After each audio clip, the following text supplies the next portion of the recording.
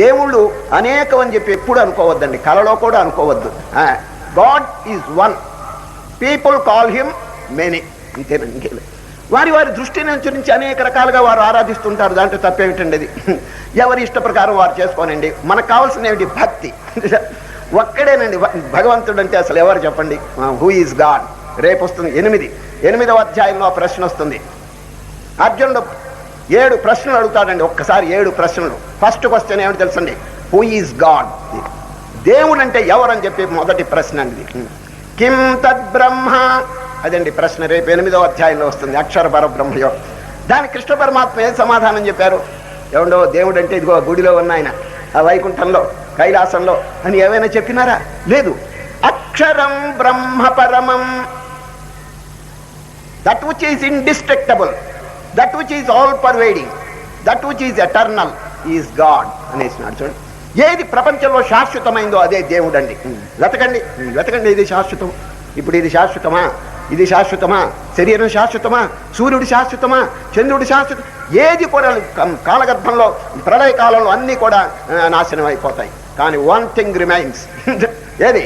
సదేవ సౌమ్యేదమగ్రాసీత్ ఏకమేవాద్వితీయం బ్రహ్మ మేహనానాస్తి కించన. ఉపనిషత్తులు ఘోషిస్తున్నాయి. ప్రళయ కాలంలో కూడా అది ఒక్కటే ఉంటుందండి. తక్కిన అన్ని కూడా అంతర్ధానం అయిపోతాయి. చూచారు, అదే దేవుడు. కనుక శ్రీకృష్ణ పరమాత్మ ఎంత చక్కని సమాధానం, హూ ఈజ్ గాడ్ అని చెప్పి అర్జునుడు అడిగితే ఒక చిన్న రూపం, ఒక నామం, ఒక స్వరూపం ఏమీ చెప్పలేదండి. ఏం చెప్పినారు? అక్షరం బ్రహ్మ పరమం. గాంధీ గారిని ఒక ఆయన ప్రశ్న అడిగాడండి. ఏమండి గాంధీ గారు, మీకు ఆధ్యాత్మిక విషయంలో చాలా అనుభూతి ఉన్నది కదా, దేవుడు అంటే ఎవరో కొంచెం సెలవు ఇవ్వండి అని గాంధీ మహాత్ముని అడిగారు ఒకరు ప్రశ్న. వారు ఇంగ్లీష్లో చెప్పారు, దాని సారం చెప్తున్నా తెలుగులో. నా చుట్టూ అనేకమైనటువంటి ప్రాణికోట్లు పుట్టటం చావటం జరుగుతున్నప్పటికీ వాటన్నిటికీ ఆధారభూతుడై తాను పుట్టక తాను చావక ఉన్నటువంటి అఖండమైనటువంటి చైతన్య శక్తియే దేవుడు. ఎంత అద్భుతంగా ఉంది. మళ్ళీ చెప్తున్నాను, నా చుట్టూ అనేకమైన ప్రాణికోట్లు పుట్టడం చావటం జరుగుతున్నప్పటికీ వాటన్నిటికీ ఆధారభూతుడై తాను పుట్టక తాను చావక ఉండేటువంటి అఖండమైనటువంటి చైతన్య శక్తియే దేవుడు.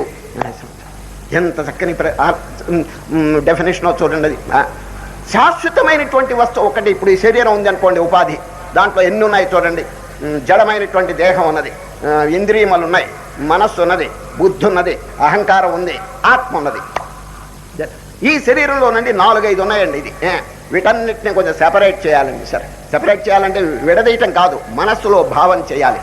తక్కినవన్నీ కూడా జడమైనటువంటి వస్తువులు, ఒక్కటి మాత్రం చైతన్యం అనేది ఆత్మ. అది మన యొక్క యథార్థ స్వరూపం. ఇంతవరకు శ్రీకృష్ణ పరమాత్మ అక్కడక్కడ చూడండి, జ్ఞానయోగంలో, మొదటి సాంఖ్యయోగంలో ఏం చెప్పినారు చెప్పండి? నీ స్వరూపం తెలుసుకోండి అయ్యా. అర్జున, నువ్వు దుఃఖిస్తున్నావు, కారణం ఏమిటంటే నీ స్వరూపం తెలుసుకోలేదు. దీనికి కారణం ఏమిటంటే ఇగ్నోరెన్స్ అంటే అవివేకం, అజ్ఞానం. తన యొక్క నిజస్వరూపాన్ని తెలుసుకోక అర్జునుడు దుఃఖిస్తున్నాడు. ఇదిగో నా బంధువులంతా జడమైనటువంటి ఈ దేహాలని చెప్పి అనుకుంటున్నాడండి. కాదండి అది. ఏం చెప్పినారు శ్రీకృష్ణ పరమాత్మ మొదట్లో నోరు తెరవంగానే? నజాయతే, మీరు కానీ నేను కానీ పుట్టేవాళ్ళం కాదు, పోయేవాళ్ళం కాదు. నజాయతే మ్రియతే వా కదాచిన్ నాయం భూత్వా భవితా వా నభూయ అజో నిత్య శాశ్వతోయం పురాణో నహన్యతే హన్యమానే శరీరే. అద్భుతమైనటువంటి బోధన.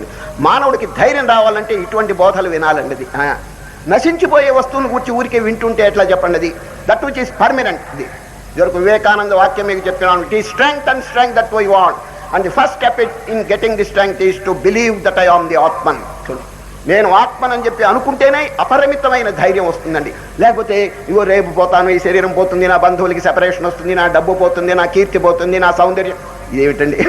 ఇవన్నీ కూడా ఏనాడైనా రాలిపోయే వస్తువులండి. తాను మాత్రం రాలడండి. సరే, అది తెలుసుకున్నటువంటి వాడికి ఎంత ధైర్యం వస్తుందో చెప్పండి. అది కనుక ఇదివరకు జరిగిన విషయం ఒకటి చెప్పి ఇప్పుడే గీతలో నేను ప్రవేశిస్తున్నాను. ఈరోజు 5వ అధ్యాయం కర్మ సన్యాస యోగం. శంకర భగవత్పాదులండి పాదచారి అయి తన యొక్క అద్వైత భేరి మోగిస్తూ పోతున్నాడండి. అద్వైత మతం ఎవరు? శంకరాచార్యులు వారు. ఉత్తర దేశం నుంచి దక్షిణ దేశానికి వస్తున్నారండి పాదచారి అయి. దక్షిణ దేశంలో ఒక గ్రామం గుండా రాబోతున్నారు. ఎప్పుడు? రేపో ఎప్పుడో రాబోతారు. ఆ దారిలో ఉన్నటువంటి ఆ గ్రామంలోనండి దంపతులు ఉన్నారండి, భార్యాభర్త. ఎన్నో నోములు చేశారు, ఎన్నో వ్రతాలు చేశారు, బిడ్డలు కలగలేదని, సంతానం కలగలేదు పాపం. ఎన్నో అవస్థపడ్డారు, తీర్థయాత్రలు చేశారు. ఆఖరికి ఏదో పుణ్యవశాత్తు ఒక మగపిల్లవాడు పుట్టాడండి. ఎవరికి? ఈ దంపతులు. ఆ మగపిల్లవాడు పుడితే ఎంతో ఆనందంతో వాడిని సాక్కుంటూ గారాబంగా పెంచుతున్నారు. కానీ ఒక 2 సంవత్సరాల వయసు వచ్చేటప్పటికి నోరు మోగతనం వచ్చేసిందండి. మాట్లాడలేకపోతున్నాడండి. ఎంత చెప్పినా కూడా పలకడు, ఎంత అడిగినా కూడా దానికి ప్రత్యుత్తరం ఇవ్వడు. మోగతనం వచ్చేసిందండి. పాపం తల్లిదండ్రులు చూడండి, లేక బిడ్డ పుట్టినా సంతోషం లేదండి. అందరు చికిత్స చేస్తూ డాక్టర్ల దగ్గరికి, వైద్యుల దగ్గరికి తీసుకెళ్లారు. ఈ మోగతనం ఎవ్వరూ పోగొట్టలేకపోయినారని 12 సంవత్సరముల వయసు వచ్చిందండి వాడికి. ఎవరికి? పిల్లవాడికి. అప్పుడు శంకర భగవత్పాదులు ఆ గ్రామం గుండా రాబోతున్నారు. మరుసటి రోజు అందరూ సలహా ఇచ్చినారు, ఏమండి మీ అదృష్టం పండింది, అపర శంకరులు, సాక్షాత్ శంకరుడు అవతారం ఎత్తి వచ్చినటువంటి మహనీయులు ఈ గ్రామం గుండా రేపు రాబోతున్నారు. మీ పిల్లవాడిని తీసుకెళ్లి వారికి చూపించండి. వారి తపశ్శక్తి వల్ల, వారి యొక్క ఆశీర్వాద మహిమ వల్ల పిల్లవాడికి మాటలు రావచ్చును అని చాలా మంది సలహా ఇస్తే, మరుసటి రోజు మహనీయుడు వచ్చి ఆ గ్రామంలో ఉన్నతమైన ఆసనం మీద కూర్చోబెట్టారు. అందరూ పూజలు, ఆరాధనలు, స్తోత్రములు ఇవన్నీ చేశారు. ఎవరికి? శంకరాచార్యులకి. అంతా అయిపోయిన తర్వాత ఈ దంపతులు పిల్లవాడిని తీసుకొచ్చి అక్కడ నిలబెట్టారు. మహానుభావ, ఈ బిడ్డ లేక పుట్టాడు, కానీ పుట్టుకతోనే ఒక రోగం తగులుకుంది, మోగతనం, మాట్లాడటలేదు. అందువల్ల మాకు ఎంతో బాధగా ఉంది. మీ యొక్క మహత్తరమైన తపశ్శక్తి వల్ల వాడికి మాటలు రప్పించండి మహానుభావ అని ప్రార్థన చేస్తే, శంకరుడు ప్లీజ్ కమాన్ రమ్మన్నాడండి. ఎదురుగుండా నిలబెట్టాడు ఆ పిల్లవాడిని, 12 సంవత్సరాల పిల్లవాడు. కస్త్వం అన్నాడు. త్వం కహ, నీవెవరు అని చెప్పి సంస్కృతంలో అడిగారండి. ఎవరు? శంకరుడు. అది కస్త్వం. ఆ పిల్లవాడు నోరు తెరిచి ఎటువంటి అమోఘమైనటువంటి రిప్లై ఇచ్చాడో చూడండి. అది నాహం మనుష్యో నచ దేవయక్షౌ న బ్రాహ్మణ క్షత్రియ వైశ్య శూద్రా న బ్రహ్మచారీ గృహీవనస్థో భిక్షున్న చాహం నిజబోధరూప. నేను శరీరం కాదు, మనస్సు కాదు, బుద్ధి కాదు, నేను బ్రాహ్మణుని కాదు, క్షత్రియుని కాదు, వైశ్యుని కాదు, సచ్చిదానంద ఆత్మస్వరూపుడను అన్నాడు. దద్దరిల్లిపోయినారండి అక్కడ ఉన్న వాళ్ళంతా కూడా. ఏమిటిది? మూగవాడు అని అందరూ చెప్తుంటే ఈ పిల్లవాడు నోరు తెరవటమే కాకుండా అద్భుతమైనటువంటి ఆధ్యాత్మిక అనుభూతి వెల్లడించినాడు. అందరూ ఆశ్చర్యపడ్డారు. శంకరులు కూడా ఆశ్చర్యం కలిగిందని. వెంటనే శంకరాచార్యులు అడిగారు, ఏమయ్యా మీ తల్లిదండ్రులను మూగవాడమని చెప్తున్నారు, ఇంత చక్కని విషయాలన్నీ నువ్వు బాగా నోరు తెరిచి చెప్పగలుగుతున్నావే, నీకు అసలు మోగతనం ఉన్నదా అని అడిగాడండి శంకరులు. లేదు అన్నాడండి పిల్లవాడు. మరి చిన్నప్పటి నుంచి నువ్వు ఎందుకు మాట్లాడటం లేదు అని అడిగాడు శంకరుడు. ఈ పాడు ప్రపంచంతో ఎందుకు మాట్లాడాలని నోరు మూసుకున్నాను అన్నాడండి.